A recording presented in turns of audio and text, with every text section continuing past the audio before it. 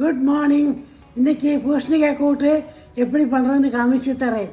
கடலைப்பருப்பு அரை மணி நேரம் ஊற வச்சுங்கோ. பூசணிக்காய் இந்த மாதிரி நறுக்கி வச்சுங்கோ. குக்கரில் பூசணிக்காய், ஊற வச்ச பருப்பு, சீந்தின பச்சை மிளகாய், மஞ்சப்பொடி, உப்பு, கருவேப்பிலை, கொஞ்சமாக தண்ணி விட்டு 2 விசில் ப்ரெஷர் குக் பண்ணுங்கோ. குக்கர் திறந்த பின்ன துருவின தேங்காயை போட்டு மிக்ஸ் பண்ணிங்கோ. ஒரு கடாயில் தேங்காய் எண்ணெய், ஜீரா போட்டு தாளிச்சுங்கோ. ஜீரா வடிக்க ஆரம்பிக்கிறோன்னு தாளிச்சுங்கோ.